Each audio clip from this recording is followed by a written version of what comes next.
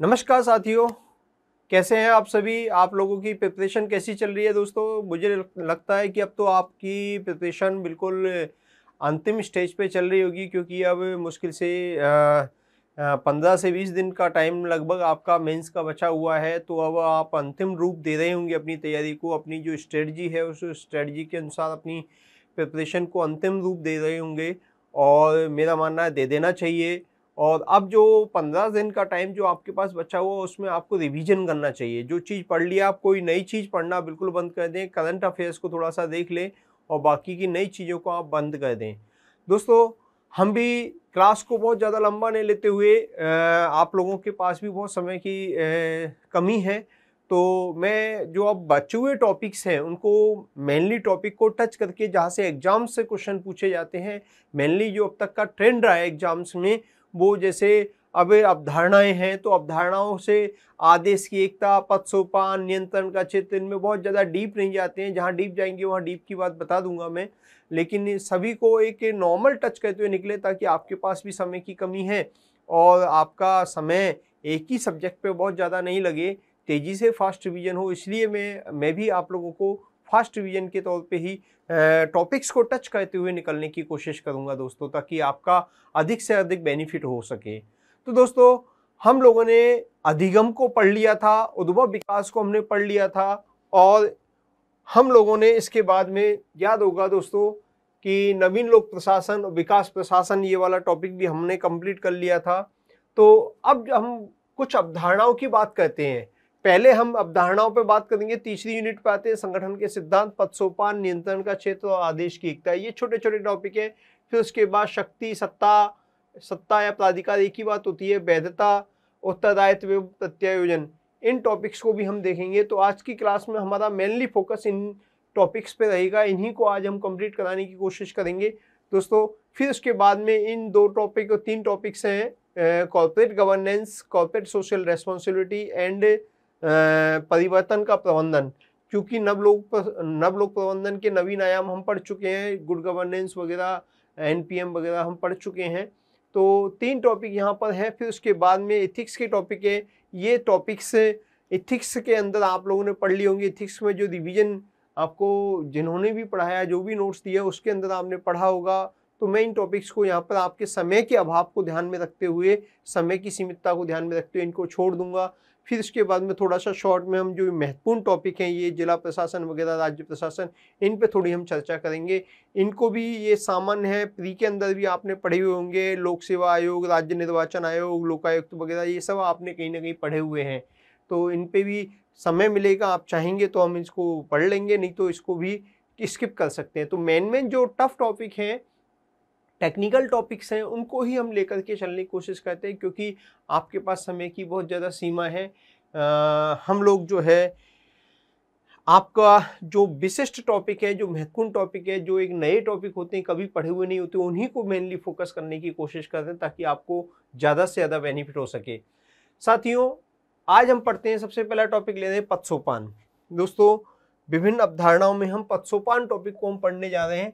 तो पद सोपान क्या है, पद सोपान होता क्या है। पद सोपान की बात करें तो पद सोपान का जो शाब्दिक अर्थ होता है वो होता है उच्चतर से निम्नतर।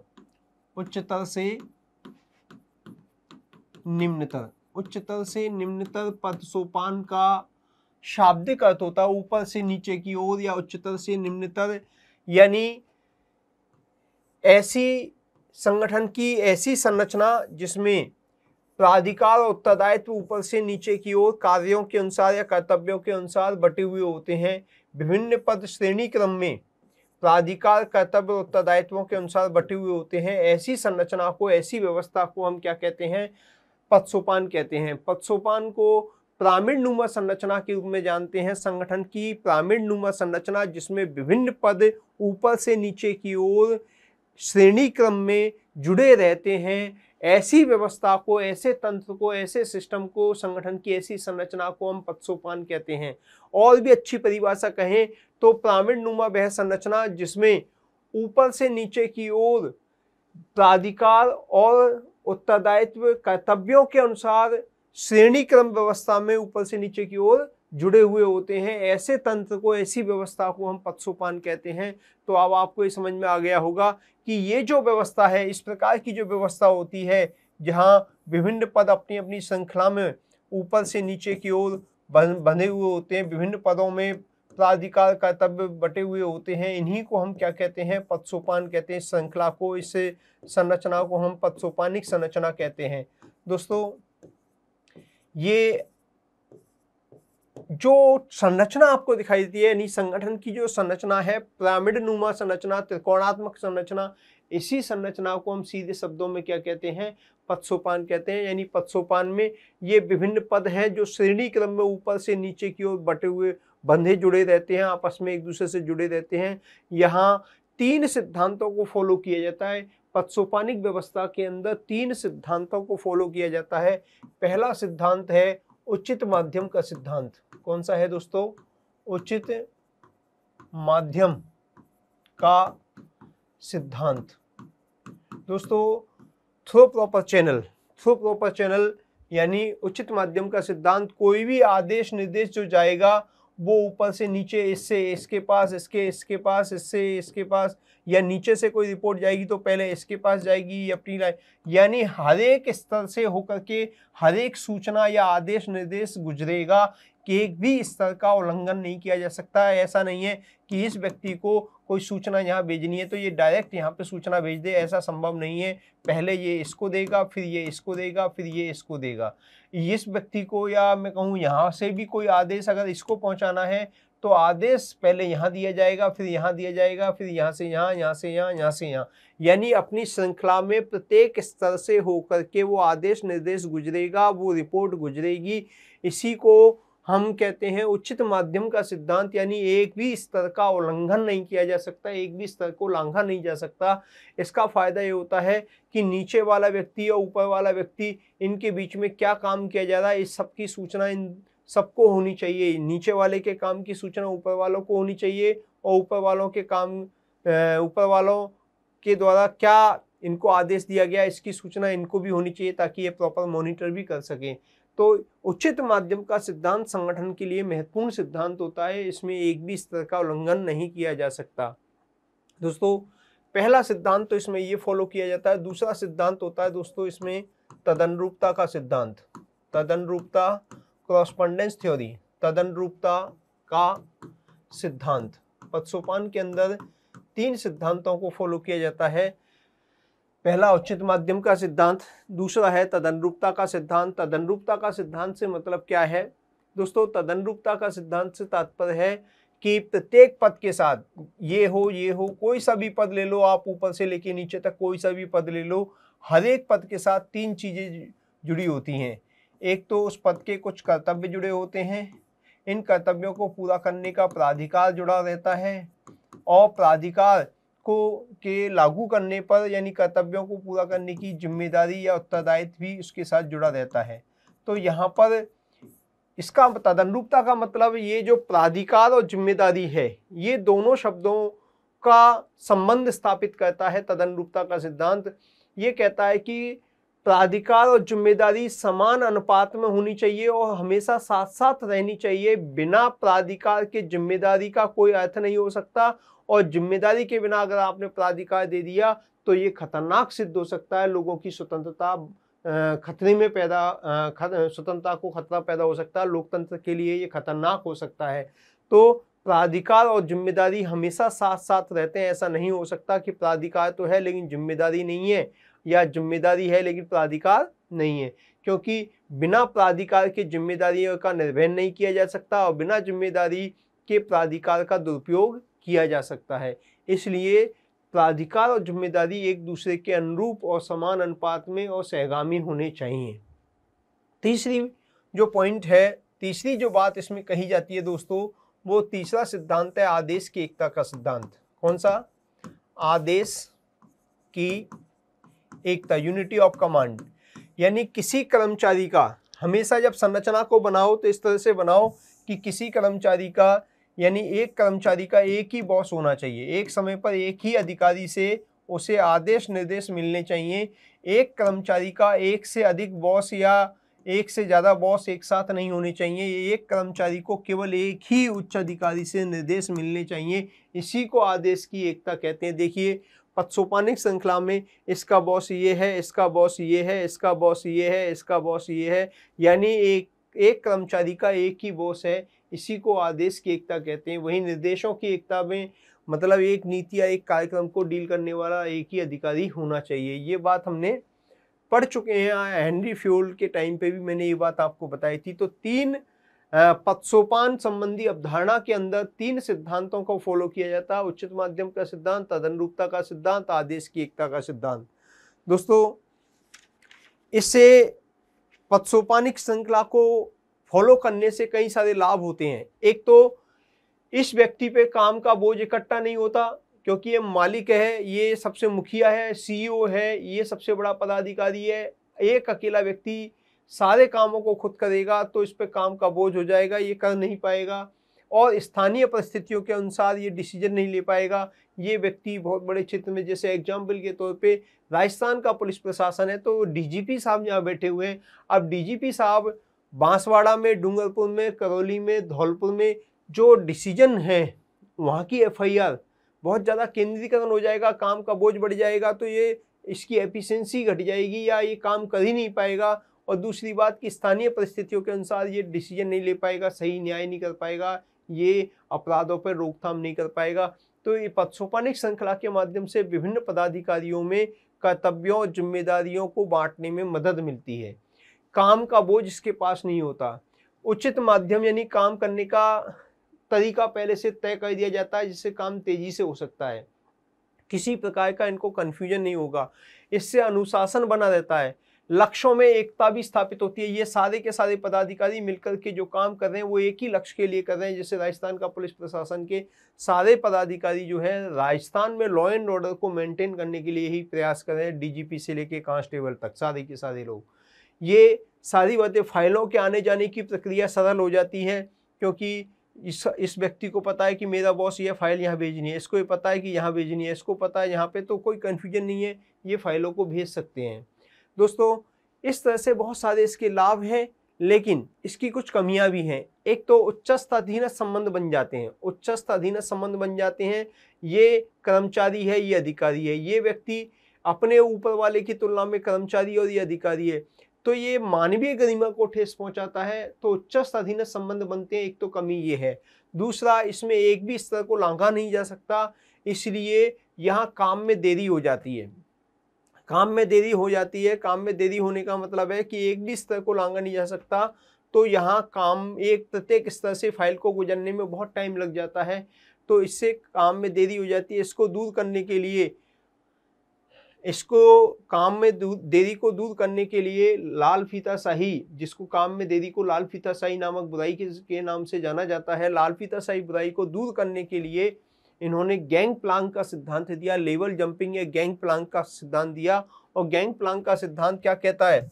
गैंग प्लांक का सिद्धांत कहता है कि मान लीजिए एग्जाम्पल के तौर पे मैं आपको शॉर्ट में बता देता हूं कि समान स्तर के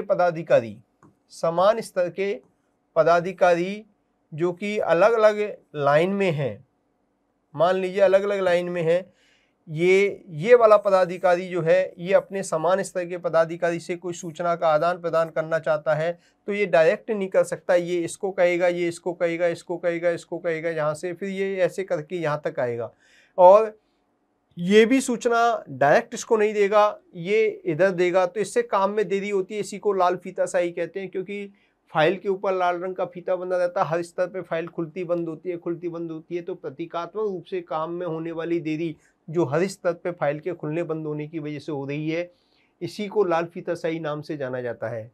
तो लाल फीताशाही का मतलब भ्रष्टाचार नहीं होता, लाल फीताशाही का मतलब कार्य में देरी होती है।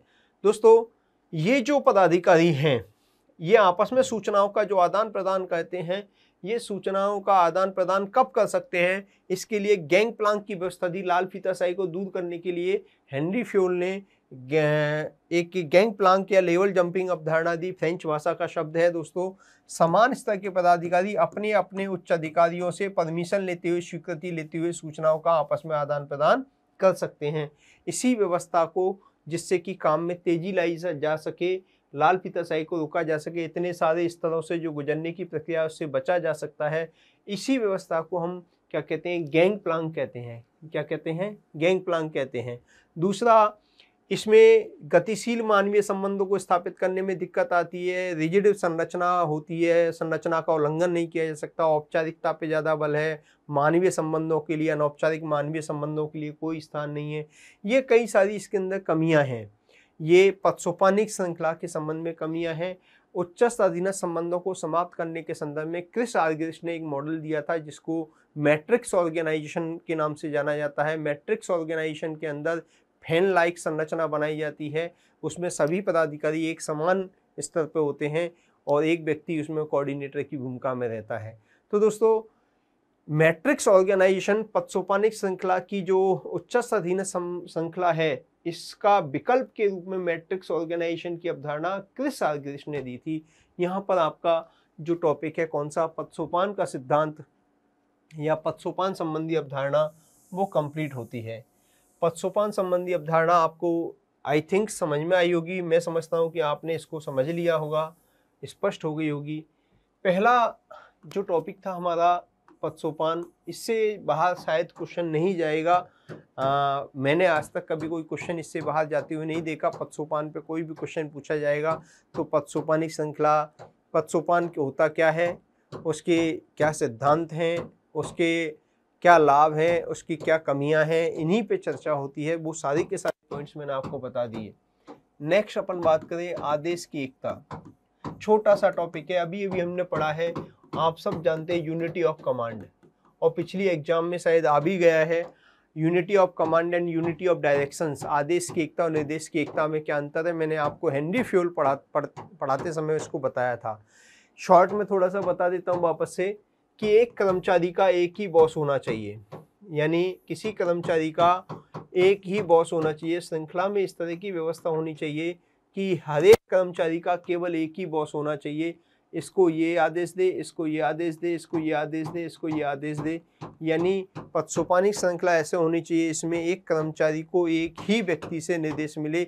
इससे क्या होता है, अनुशासन बना रहता है, अनुशासन बना रहता है। हेनरी फ्यूल जो कि आदेश की एकता के प्रबल समर्थक थे, उन्होंने ये कहा था कि यदि आदेश की एकता श्रृंखला सिद्धांत का उल्लंघन किया गया तो इसका नुकसान बहुत बड़ा होगा, इससे अनुशासनहीनता हो जाएगी, इससे बहुत सारी दिक्कतें पैदा हो जाएंगी। यानी ये अनुशासन व्यवस्था जो है अस्त व्यस्त हो जाएगी, अनुशासन संकट में पड़ जाएगा और ये बाह्य शक्तियाँ जो हैं, बाह्य शक्तियाँ संगठन को छिन्न भिन्न कर सकती हैं। यानी ये संगठन के लिए बहुत ज़्यादा नुकसानदायक हो सकता है। अगर ज़्यादा समझदार, अधीनस्थ ज़्यादा समझदार हुआ तो दो अधिकारियों के बीच आपस में भ्रम या मतभेद भी पैदा कर सकता है। आदेश की एकता का सिद्धांत जो है ये बहुत ही महत्वपूर्ण सिद्धांत है, ये हेनरी फ्यूल कहते हैं। इसके अलावा हेनरी फ्यूल के अलावा लूथर गुलिक, एक तो हेनरी फ्यूल इसके सबसे बड़े समर्थक हैं, दूसरा लूथर गुलिक, लूथर गुलिक ने भी इसका जबरदस्त समर्थन किया है, और एक है उर्विक। गुलिक और उर्विक तो ये कहते हैं कि एक व्यक्ति दो मालिकों की से एक साथ सेवा नहीं कर सकता, एक व्यक्ति एक समय पर एक ही मालिक की सेवा कर सकता, दो लोगों की सेवा नहीं कर सकता। यहाँ तक कि लूथर गुलिक ने एक सेंटेंस कहा है कि निश्चित रूप से आदेश की एकता का पालन करने से कुछ ऊटपटांग बातें हो सकती हैं, लेकिन अगर इसका पालन नहीं किया तो निश्चित रूप से जो अव्यवस्था उत्पन्न होगी उसकी तुलना में ऊटपटांग बातें नगण्य हैं। यानी कि इसको फॉलो नहीं करने के नुकसान ज़्यादा हैं बजाय इसको फॉलो करने पर जो छोटी मोटी परेशानियां होंगी उन परेशानियों की तुलना में। तो ये लूथर गुलिक साहब ने अपने स्टेटमेंट में कहा है।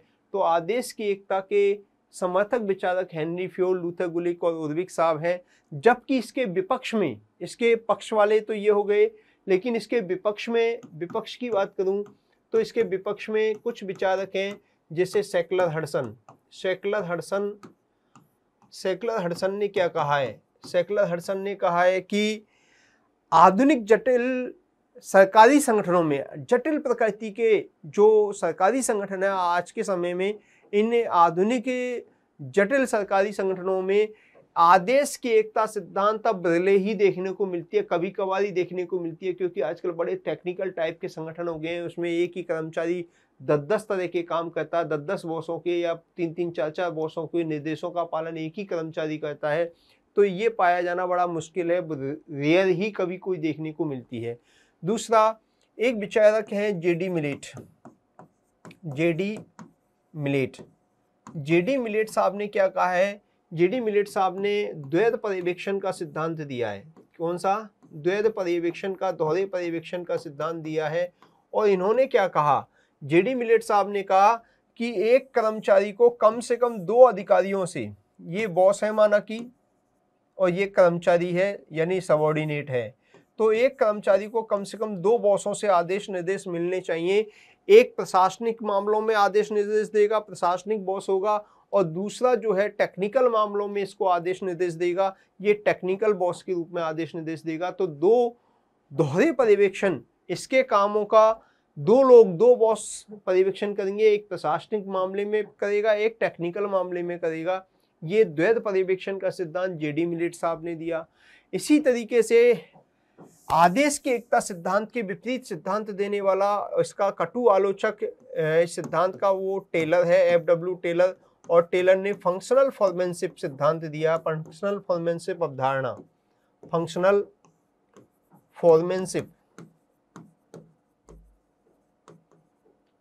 फॉर्मेनशिप अवधारणा दी है। दोस्तों, टेलर ने जो फंक्शनल फॉर्मेनशिप अवधारणा दी है, आपको पता है, मैंने बताया था टेलर को पढ़ाते समय, वैज्ञानिक प्रबंध सिद्धांत या उपागम को पढ़ाते समय, कि एक कर्मचारी को कम से कम 8 उच्च अधिकारियों से आदेश निर्देश मिलना चाहिए।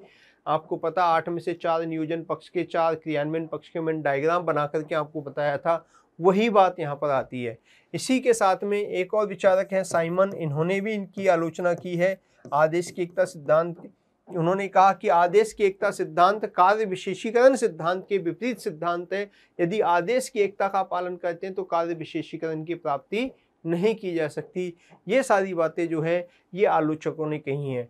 तो कुछ लोग इसके समर्थक हैं आदेश की एकता सिद्धांत के, खासकर हेनरी फ्योल, लूथर गुलिक और रुडविक। और वहीं जो विपक्ष में हैं, जो इसके आलोचक हैं, वो secular, Hudson, JD millet, Taylor और साइमन, ये इस आदेश की एकता सिद्धांत के विरोधी हैं। ये विपरीत बात करने वाले विचारक हैं। यहाँ पर आपका आदेश की एकता सिद्धांत की बात भी कंप्लीट होती है। आदेश की एकता, एक कर्मचारी एक अधिकारी संबंध, और निर्देशों की एकता, यूनिटी ऑफ डायरेक्शंस जो है, निर्देशों की एकता, उसके अंदर निर्देशों में एकता होनी चाहिए। यानी एक नीति या एक कार्यक्रम या एक कोई भी किसी तरह का प्रोजेक्ट है, उसके संबंध में जितने भी डायरेक्शंस आए वो एक ही हेड के द्वारा, एक ही बॉस के द्वारा दिए जाने चाहिए। जैसे एग्जाम्पल के तौर पे अपन मान लें कि सर्व शिक्षा अभियान चल रहा है, तो सर्व शिक्षा अभियान का एक ही हेड होना चाहिए। हेड की पोजीशन पे एक से ज़्यादा व्यक्ति नहीं होने चाहिए, नहीं तो नीचे वाले कन्फ्यूज ही होते रहेंगे, क्योंकि उनके डायरेक्शंस में कहीं ना कहीं मतभेद या विरोधाभास आ सकता है। तो नीचे वाले जो कर्मचारी हैं उनको निर्देशों में एकता प्राप्त होनी चाहिए। ये निर्देशों की एकता कहलाता है। यानी एक नीति, एक कार्यक्रम को डील करने वाला एक ही उच्च अधिकारी, एक ही बॉस होना चाहिए, ये निर्देशों की एकता है। और एक कर्मचारी और एक अधिकारी संबंध जो होता है, एक कर्मचारी और एक अधिकारी का संबंध आदेश की एकता कहलाता है। तो दोस्तों, यहाँ पर आपका जो दूसरी बात है, दूसरा अवधारणा है कौन सी, आदेश की एकता सिद्धांत या आदेश की एकता संबंधी अवधारणा, वो भी आपका कंप्लीट होता है। नेक्स्ट हम बात करते हैं दोस्तों, तीसरा, नियंत्रण का क्षेत्र। नियंत्रण का क्षेत्र, इसको स्पेन ऑफ कंट्रोल कहते हैं दोस्तों। नियंत्रण का क्षेत्र या नियंत्रण का दायरा, स्पेन ऑफ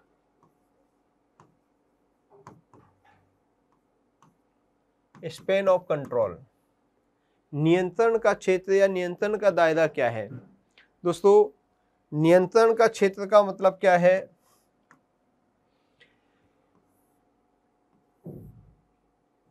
किसी अधिकारी के अधीन, माना कि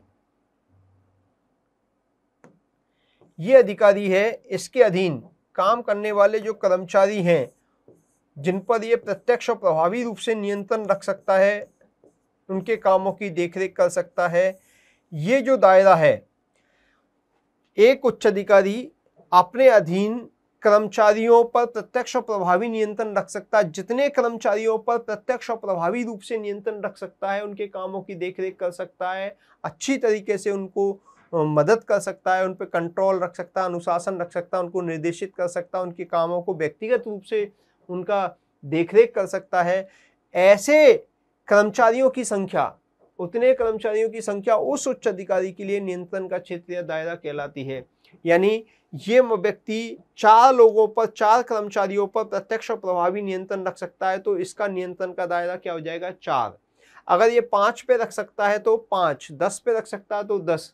यानी नियंत्रण का दायरा मतलब कर्मचारियों की वह संख्या, अधीनस्थ कर्मचारियों की वह संख्या जिस पर उच्च अधिकारी प्रत्यक्ष और प्रभावी रूप से, व्यक्तिगत रूप से उन पर नियंत्रण निर्देशन कर सकता है, कंट्रोल रख सकता है, उनके कार्यों की देखरेख कर सकता है, उसको हम नियंत्रण का क्षेत्र या नियंत्रण का दायरा कहते हैं। दोस्तों, ये जो अवधारणा है, नियंत्रण का क्षेत्र अवधारणा, ये साइकोलॉजी से ली गई है, मनोविज्ञान से ली गई है। मनोविज्ञान में ध्यान का क्षेत्र, स्पैन ऑफ अटेंशन अवधारणा होती थी। उससे फ्रांसीसी विचारक एक प्रबंध में सलाहकार थे जिनका नाम है वी.ए. ग्रेकुनास। वी.ए. ग्रेकुनास ने ये अवधारणा दी है। वी.ए. ग्रेकुनास ने नियंत्रण का क्षेत्र अवधारणा साइकोलॉजी के अंदर ध्यान के क्षेत्र अवधारणा से ली है।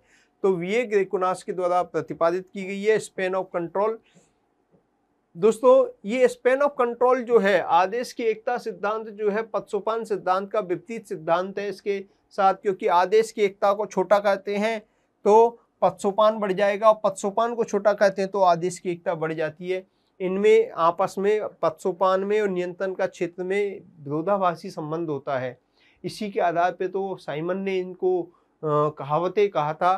तो जब मैं डिटेल में पढ़ाता हूँ तब इसको बहुत अच्छे से एक्सप्लेन करता हूँ, एक एक चीज़ को बाकायदा टाइम दे करके एक्सप्लेन किया जाता है। अभी समय का अभाव है तो सीमित इस पर चर्चा करेंगे हम लोग। तो दोस्तों, नियंत्रण का क्षेत्र आपको समझ में आया होगा। विभिन्न विचारकों ने नियंत्रण के क्षेत्र के संबंध में अलग अलग अवधारणाएं दी हैं कि एक अधिकारी के अधीन कितने कर्मचारी होने चाहिए। जैसे अपन मान लें कि ग्रेकुनास ने बताया कि एक उच्च अधिकारी के अधीन कितने कर्मचारी होने चाहिए। उन्होंने कहा 4 से 5 कर्मचारी होने चाहिए। हैमिल्टन नाम का विचारक है, उसने कहा कि 3 से 4 कर्मचारी होने चाहिए। एक उच्च अधिकारी के अधीन कितने? 3 से 4 कर्मचारी होने चाहिए। हैमिल्टन 3 से 4 कह रहा है, वी.ए. ग्रेकुनास 4 से 5 बता रहा है। उद्विक कह रहा है क्या?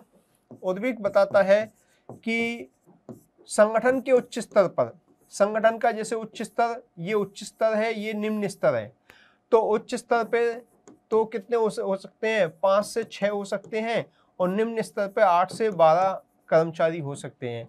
क्योंकि निचले स्तर पे काम सिंपल प्रकृति के होते हैं, रूटीनल होते हैं, पहले से तय तरीके होते हैं, तो इन पे संख्या ज़्यादा हो सकती है। लेकिन यहाँ पर मुश्किल प्रकृति के काम होते हैं उच्च लेवलों पर, इसलिए 5 से 6 कर्मचारी हो सकते हैं। ये संख्या किसने बताई है दोस्तों? लिंडाल उद्विक ने बताई है। हेल्डन और वालेस एक विचारक है।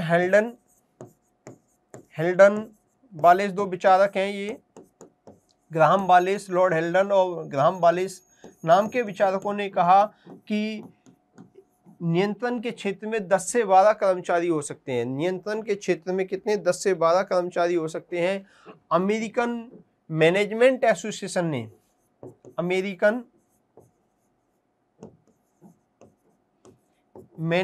एसोसिएशन ने कहा कितने? 9 कर्मचारी हो सकते हैं। यानी हर एक व्यक्ति ने अपने अपने हिसाब से कर्मचारियों की संख्या बताई कि एक उच्च अधिकारी के अधीन कितने कर्मचारी हो सकते हैं। इस पे सभी में मतभेद हैं। दोस्तों, वी.ए. ग्रेकुनास ने एक बहुत महत्वपूर्ण फॉर्मूला दिया, और उसने क्या कहा कि अधीनस्थ कर्मचारियों की संख्या अंकगणित अनुपात में बढ़ती है, तो उनके बीच आपसी संबंधों की जो संख्या है वो रेखागणितीय अनुपात में बढ़ती है। और इस रेखागणितीय अनुपात को नापने के लिए उन्होंने एक फॉर्मूला दिया, संबंधों की संख्या को मैं R बता रहा हूँ, यहाँ पर n इंटू 2 की power n upon 2 plus n minus 1, 2 की पावर n, सॉरी 2 की power n upon 2 plus n minus 1। n क्या है यहाँ पे? कर्मचारियों की संख्या। n यहाँ पर कर्मचारियों की संख्या है। पिछली एग्जाम में आपसे यही क्वेश्चन पूछा था।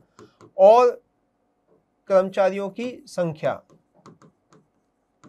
देखिए, तो कर्मचारियों की संख्या अगर एक बढ़ती है तो रिलेशंस की संख्या कितनी बढ़ जाती है, ये इसमें पूछा गया। तो देखिए, जैसे ये व्यक्ति अधिकारी है, ये कर्मचारी है, इनके बीच में संबंध एक सरल रेखीय संबंध हो गया। अब इसका संबंध इसके साथ में, इसके रेफरेंस में एक त्रिकोणात्मक संरचना ये बन गई। अब इसका संबंध इसके अधिकारी का संबंध इसके साथ, इसके रेफरेंस में एक त्रिभुज ये बन गया। फिर इसका संबंध इसके साथ, इसके रेफरेंस में एक त्रिभुज ये बन गया। फिर उल्टा भी चलेगा सबके साथ में। वहीं इसके साथ में फिर देखेंगे तो इसके रेफरेंस में भी देखेंगे, आपस में इनका सीधे सरल रेखा में भी संबंध है। वहीं इसका संबंध जो है इसके साथ, इसके रेफरेंस में देखेंगे तो ये हो गया। इसका संबंध इसके रेफरेंस में देखेंगे तो ये हो गया। ऐसे ही इन सब का संबंध आपस में देखेंगे तो जो आपसी संबंध है, आपसी संबंधों की संख्या जो होती है वो किस अनुपात में बढ़ती है दोस्तों? रेखा गणितीय अनुपात में, यानी आकृतियां ज्यादा से ज्यादा बनती हैं। जैसे एग्जाम्पल के तौर पे अपन मान ले कि कर्मचारियों की संख्या 3 ले लेते हैं, अपन छोटी सी संख्या लेते हैं, 3 लेते हैं। 2 की पावर 3 का मतलब 2 इंटू 2 इंटू 2, यही तो होगा। यहाँ पर 2 कर लिया, प्लस 2 माइनस 1, यहाँ पर एक हटा दिया,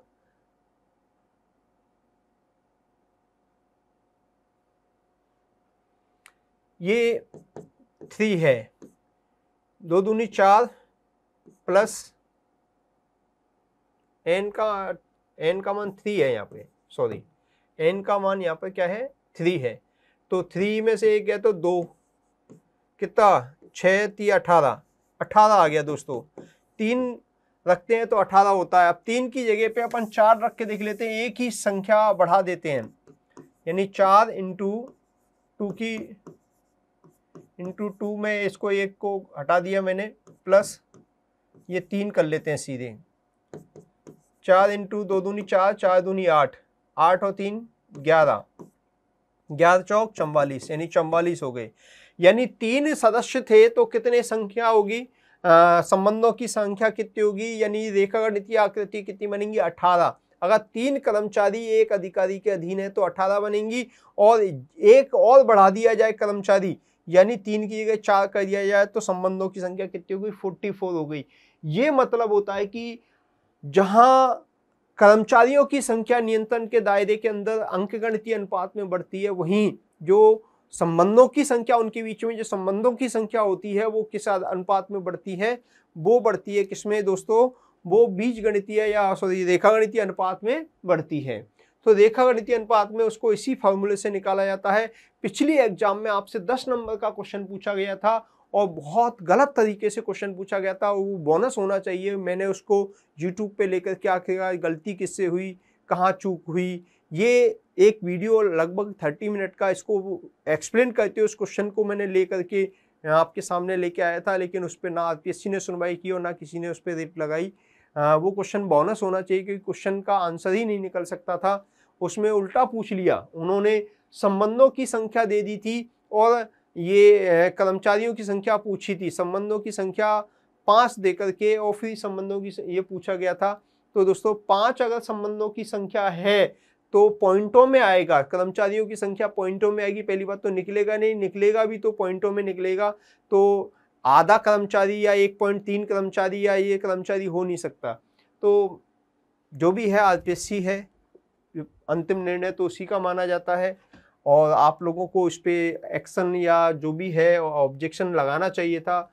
आप लोगों ने लगाया नहीं लगाया मैं नहीं जानता, लेकिन मेरा काम था आप लोगों को सचेत करना, मैंने बता दिया था। दोस्तों ये नियंत्रण का दायरा है। नियंत्रण का दायरा जो है, ये नियंत्रण का जो दायरा है, ये नियंत्रण का दायरा कई सारी चीज़ों पर डिपेंड करता है।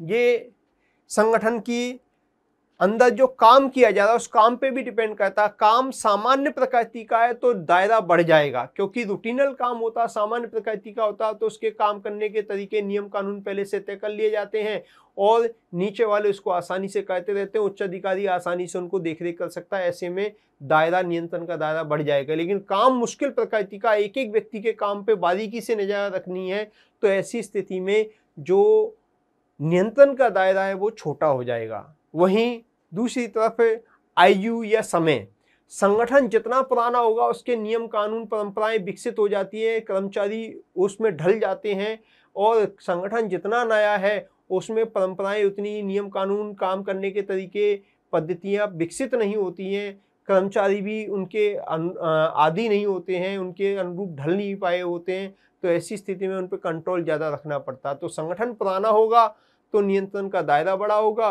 और संगठन नया होगा तो नियंत्रण का दायरा छोटा होगा। दोस्तों इसके अलावा व्यक्तित्व पे भी डिपेंड करता है। व्यक्तित्व, अधिकारी और कर्मचारी यानी पर्यवेक्षक का और पर्यवेक्षितों का व्यक्तित्व कैसा है, दोनों मैच्योर है, समझदार है, विश्वासपूर्ण संबंध है तो दायरा बढ़ जाएगा। अगर ये इमेच्योर है या ये इमेच्योर है, कोई भी एक इमेच्योर होगा, अपरिपक्व होंगे या अनुभवी नहीं होंगे, तो फिर नियंत्रण का दायरा छोटा होगा। स्थान भी एक मायने रखता है। स्थान का मतलब हो गया कि एक ही छत के नीचे अधिकारी और कर्मचारी काम कर रहे हैं तो ज़्यादा कर्मचारियों पे निगाह रखी जा सकती है, और जब अलग अलग बिल्डिंगों में अलग अलग जगहों पर यानी भौगोलिक दूरियां ज़्यादा हैं तो ये उन पर पर्याप्त नियंत्रण नहीं रख पाएगा। इस प्रकार से बहुत सारी चीज़ें हैं जो नियंत्रण के दायरे को प्रभावित करती हैं। खासकर 4 बातें, एक तो कार्य की प्रकृति, दूसरा संगठन की आयु या समय, तीसरा कर्मचारी अधिकारियों का व्यक्तित्व, और चौथा स्थान यानी भौगोलिक दूरियां, उनके बीच में पर्यवेक्षक और पर्यवेक्षित के मध्य जो भौगोलिक दूरियां हैं वो भी इस चीज़ को डिसाइड करती हैं। दोस्तों यहाँ पे आपका जो टॉपिक है कौन सा, स्पेन ऑफ कंट्रोल, नियंत्रण का क्षेत्र या नियंत्रण का दायरा, ये भी आपका कंप्लीट होता है। इसकी बात भी कंप्लीट होती है। मैंने काफ़ी चीज़ें इसमें बता दी हैं। यहाँ से क्वेश्चन, इस नियंत्रण का क्षेत्र टॉपिक से क्वेश्चन जरूर आता है, अक्सर एग्जाम में मैंने देखा है। ये बहुत इंपॉर्टेंट टॉपिक है। अब इसके बाद में हम एक और टॉपिक पे चर्चा कर लेते हैं। टॉपिक ले लेते हैं हम लोग शक्ति। एक शब्द है शक्ति, सत्ता, सत्ता या प्राधिकार एक ही बात होता है। प्राधिकार कहो, सत्ता कहो, एक ही बात है। और वैधता, और एक और शब्द है आपका उत्तरदायित्व या जिम्मेदारी।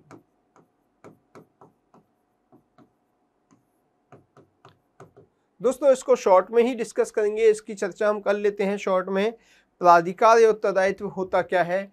प्राधिकार, देखो शक्ति को हम परिभाषित करें तो शक्ति एक सामान्य अवधारणा है, किसी कार्य को करने की क्षमता, किसी कार्य को करने की क्षमता, या किसी प्रकार का दबाव या किसी प्रकार का बल या फोर्स, चाहे वो सकारात्मक हो चाहे वो नकारात्मक हो, चाहे उसको वैधता प्राप्त हो चाहे अवैधानिक हो, किसी भी प्रकार का फोर्स है, किसी प्रकार का दबाव है, किसी तरह की क्षमता है, किसी प्रकार का कोई हम कहें कोई किसी तरह का प्रेशर है, वो सब कुछ शक्ति कहलाता है। शक्ति एक सामान्य अवधारणा है। सजीवों में भी शक्ति पाई जाती है, निर्जीवों में भी शक्ति पाई जाती है।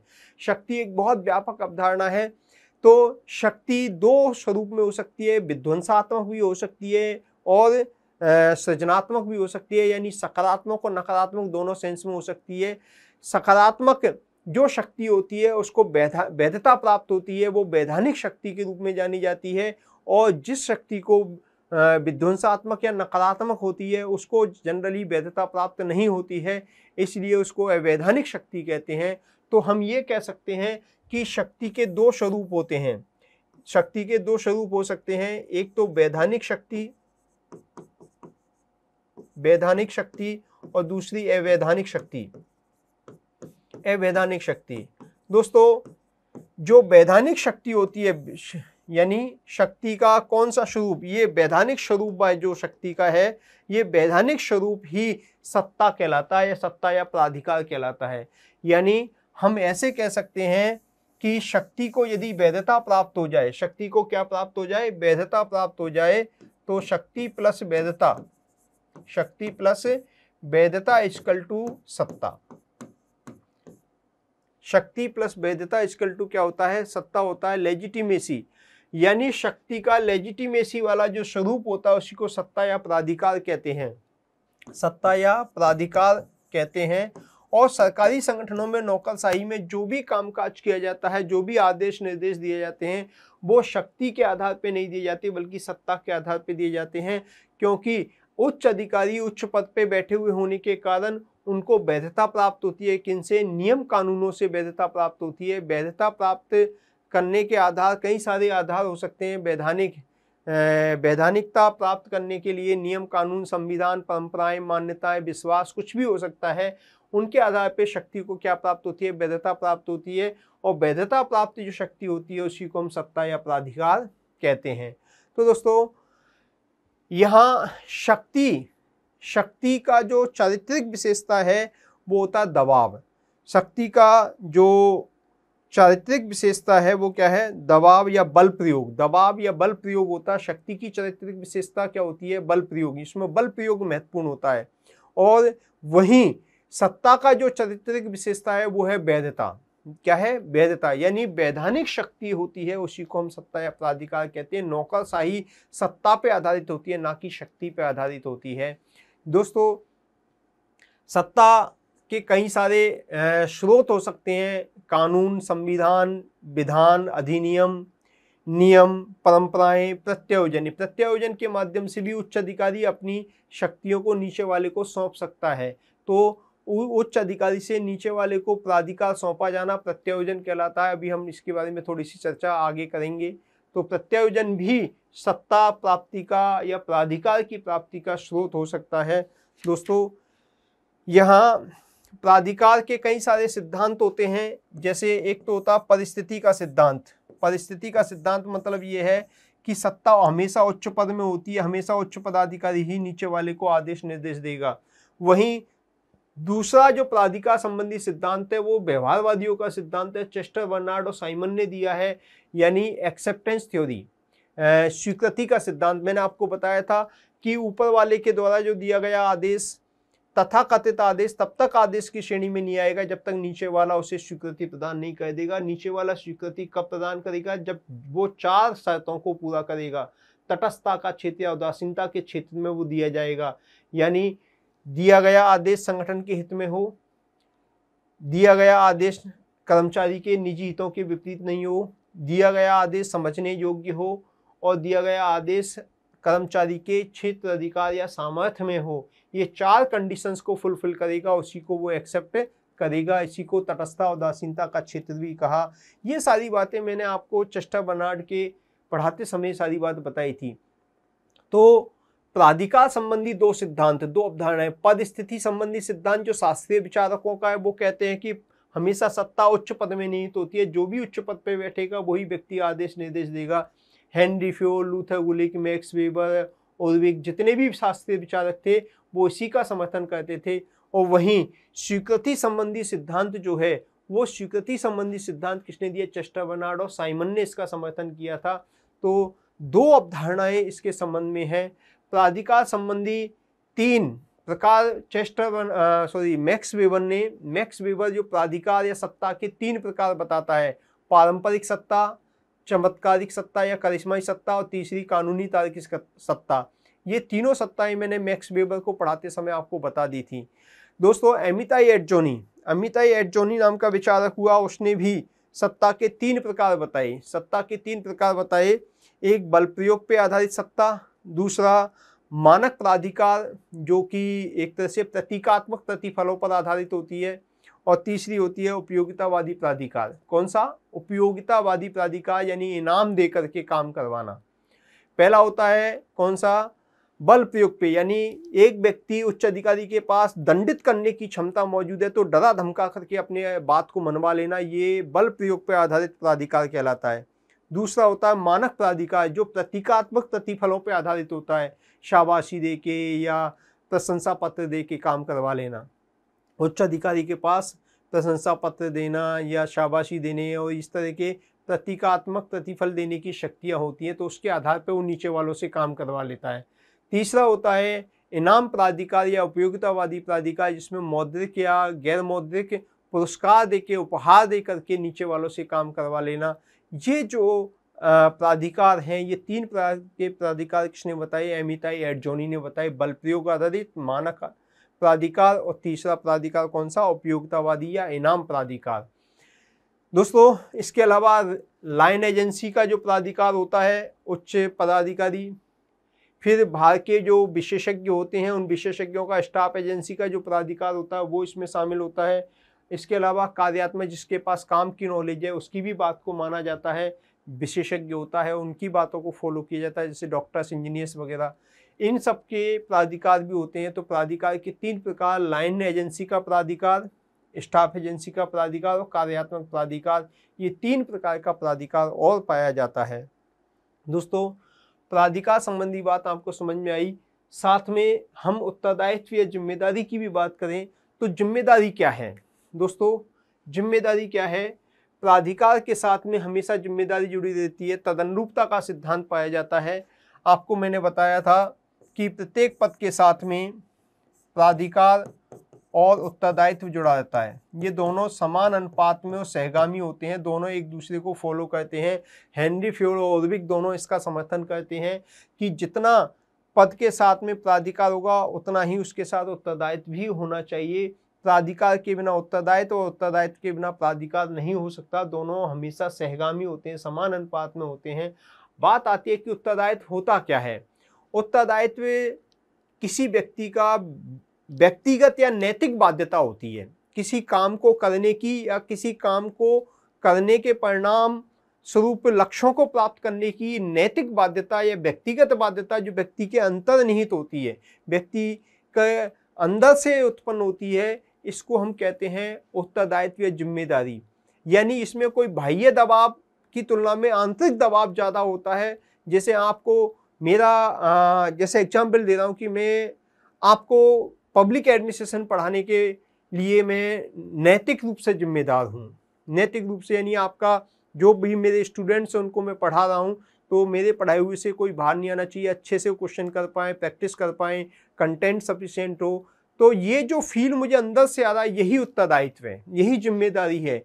ये मनवांछित फल जो काम मेरा है, उस काम को करने की जो व्यक्तिगत बाध्यता या नैतिक बाध्यता है, वही क्या कहलाएगी मेरी?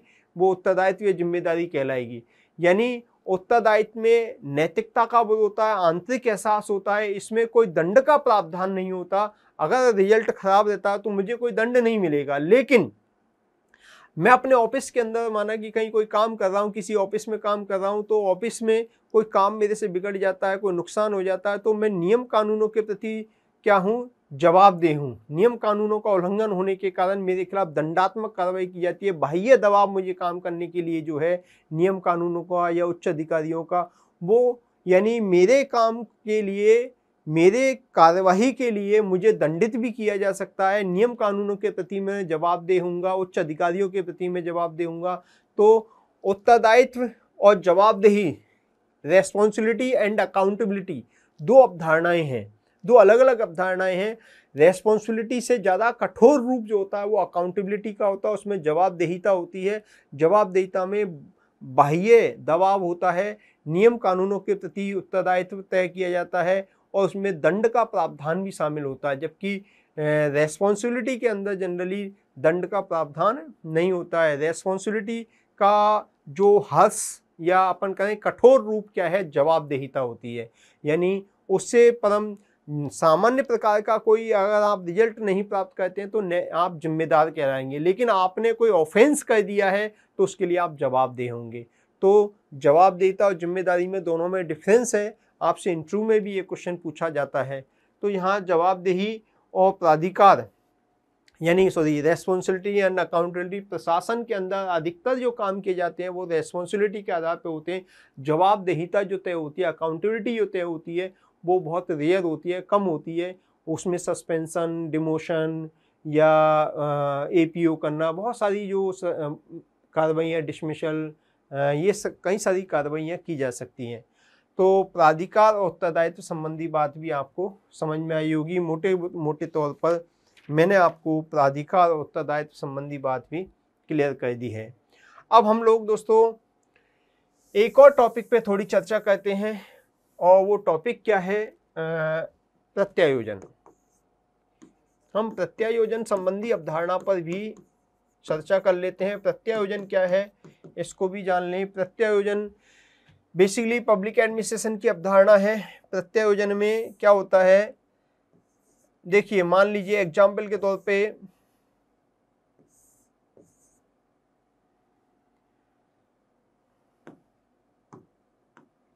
ये कोई संगठन है, मैं समझा रहा हूं आपको प्रत्यायोजन होता क्या है।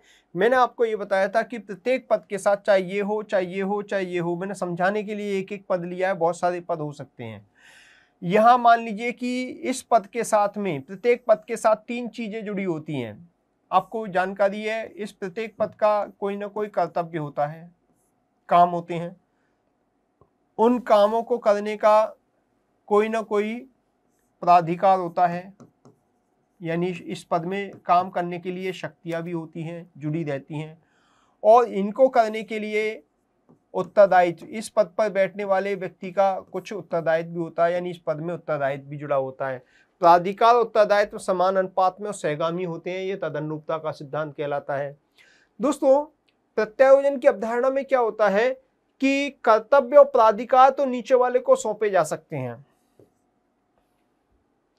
उच्च अधिकारी अपने अधीनस्थ पदाधिकारी को अपने पद के कुछ काम या संपूर्ण कामों को कुछ समय के लिए या परमानेंट नीचे वालों को सौंप सकता है, और काम सौंपेगा तो काम करने के लिए जो प्राधिकार अपने पद में है उन प्राधिकार को भी नीचे वाले को सौंप सकता है।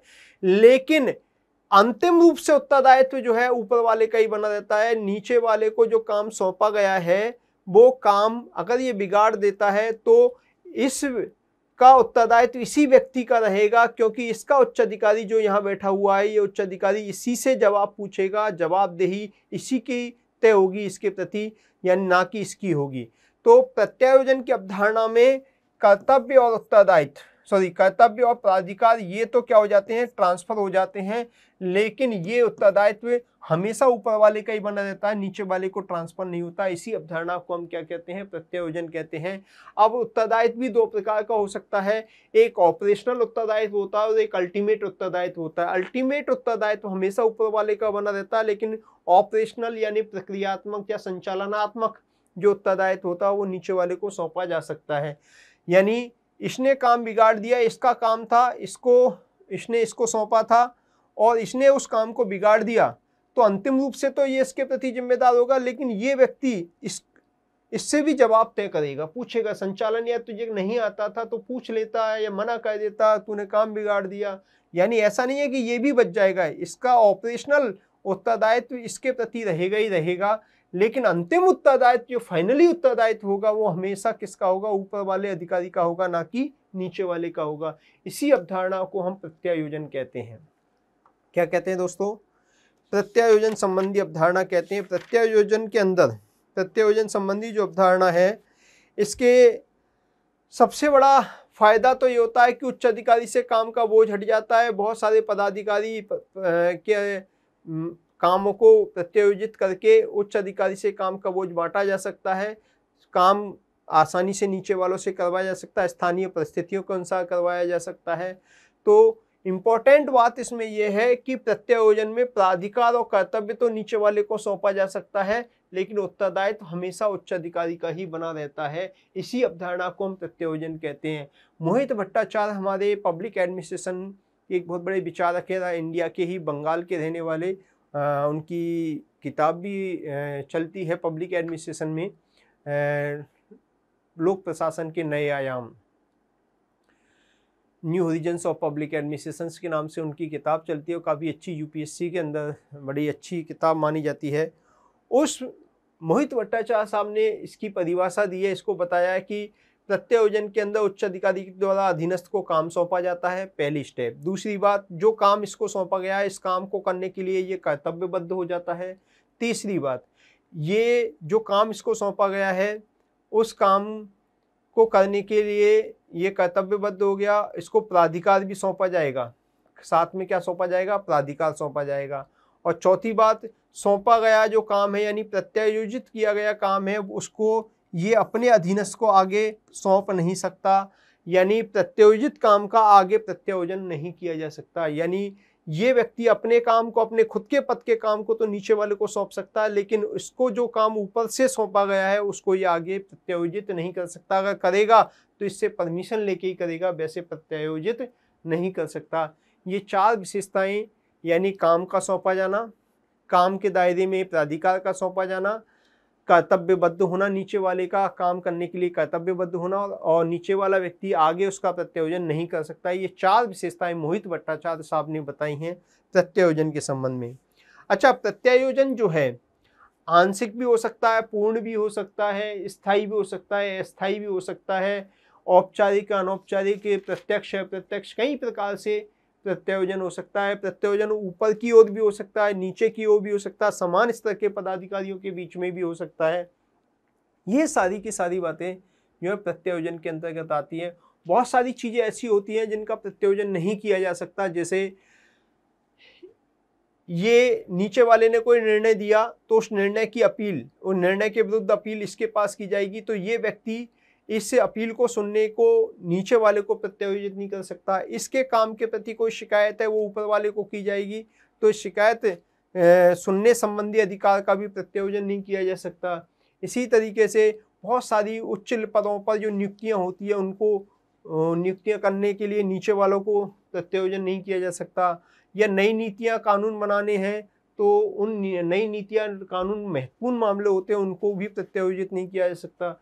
वित्तीय स्वीकृति देना, एक निश्चित मात्रा से ज़्यादा वित्तीय स्वीकृति देने संबंधी जो प्राधिकार होता है उसका भी प्रत्यायोजन नहीं किया जाता है। ये बहुत सारी सीमाएं हैं जिनका प्रत्यायोजन नहीं किया जा सकता। प्रत्यायोजन के संबंध में बहुत सारी व्यक्तिगत बाधाएं और संगठनात्मक बाधाएं होती हैं, यानी नियम कानून पहले से तय नहीं होते, प्रत्यायोजन करने के तरीके नहीं होते, कंट्रोल करने के प्रभावी साधन नहीं होते, समन्वय करने के कई प्रभावी साधन नहीं होते। ये सारी के सारे प्रत्यायोजन में बाधाएं हैं। और व्यक्तिगत बाधाओं में उच्च अधिकारी में ईगो बहुत होता है, वो अपने पद की शक्तियों की रक्षात्मकता को बनाए रखना चाहता है, वो नीचे वालों में विश्वास नहीं करता। उसको लगता है कि मैंने अगर नीचे वाले को अपनी शक्तियां सौंप दी तो ये मेरी अवहेलना करेगा, मुझे वेटेज नहीं देगा। तो इस तरह की कई सारी व्यक्तिगत समस्याएं भी होती हैं जो प्रत्यायोजन में बाधाएं होती हैं। तो प्रत्यायोजन को बेहतर बनाने के लिए नियम कानून होने चाहिए, औपचारिक तरीके होने चाहिए, नियंत्रण के और संचार के प्रभावी साधन होने चाहिए और समन्वय संबंधी साधन होने चाहिए। ये औपचारिक जो बाधाएं उनको दूर करें, और व्यक्तिगत बाधाएं यानी उच्च अधिकारी और अधीनस्थों में विश्वास का संबंध होना चाहिए। उच्च अधिकारियों को उन्हें मोटिवेट करना चाहिए, प्रत्यायोजन करना चाहिए, और अधीनस्थ कर्मचारियों में भी प्रत्यायोजित काम को ग्रहण करने की इच्छा होनी चाहिए। ये सारे के सारे उपाय हो सकते हैं। बहुत सारे चीज़ें हैं जो प्रत्यायोजन के बेहतर बनाने के लिए उपाय हो सकते हैं। ये सारी बातें आपने कहीं ना कहीं पढ़ रखी होंगी, पढ़ी होंगी। मैं तो जब पढ़ाता हूँ तो ये सारी बातें आप लोगों को डिटेल में करवाता हूँ। तो दोस्तों, मैं समझता हूँ कि यहाँ पर जो हमारा सिलेबस था, उस सिलेबस के अंदर जो आपके टॉपिक थे शक्ति, प्राधिकार, वैधता, उत्तरदायित्व, प्रत्यायोजन और पदसोपान, नियंत्रण का क्षेत्र और आदेश की एकता, ये सारे के सारे टॉपिक आज हमने टच किए हैं। और लगभग हमने सारी बातें जो थी उनकी मेन बातें उनको सबको डिस्कस कर लिया है। मैं समझता हूँ कि आपको ये रिवीजन हुआ होगा, आपको रिकॉल हुआ होगा, चीज़ें समझ में आई होंगी, और हो सकता है कि कुछ डिफरेंस भी आपको जो पहले पढ़ाया हुआ किसी टीचर ने या जहाँ से भी आपने पढ़ा है, मेरे पढ़ाने में उसमें अंतर हो सकता है। अप्रोच अलग हो सकती है, पढ़ाने का तरीका अलग हो सकता है, थोड़ा बहुत कंटेंट डिफरेंस हो सकता है, लेकिन विषय वस्तु जो है हमेशा सेम रहेगी। उसको प्रेजेंटेशन बदल सकता है, चीज़ें वही हैं, कॉन्सेप्ट वही होते हैं। तो मैं समझता हूँ कि आपके लिए ये काफ़ी उपयोगी सिद्ध होगा। दोस्तों, नेक्स्ट क्लास के अंदर हम लोग जो महत्वपूर्ण टॉपिक है corporate governance, corporate social responsibility और परिवर्तन का प्रबंधन। इन तीनों टॉपिक्स को हम लोग नेक्स्ट क्लास के अंदर पढ़ेंगे। नेक्स्ट क्लास बहुत इंपॉर्टेंट है, यहाँ से क्वेश्चन आपके एग्जाम में बड़े क्वेश्चंस आते हैं इनको, और बहुत आसान अवधारणा है, सिंपल तरीके से मैं आपको लिंक करके चीज़ों को बताऊंगा। जुड़े रहें मेरे साथ, बने रहें, रिवीजन करते रहें, अपनी पढ़ाई को जो है कंटिन्यू रखें, और अपनी जो रणनीति है उस रणनीति के अनुसार, स्ट्रेटजी के अनुसार जो अंतिम क्षण है उन अंतिम क्षण में अपनी पढ़ाई में थोड़ा तीव्रता लाएं। और जो शॉर्ट नोट्स बनाने की जो मैंने बात करी, शॉर्ट नोट्स बनाने को कंटिन्यू जारी रखें, वो आपके लिए बहुत हेल्पफुल होगा। दोस्तों नेक्स्ट क्लास में फिर से मिलते हैं, तब तक के लिए धन्यवाद, नमस्कार।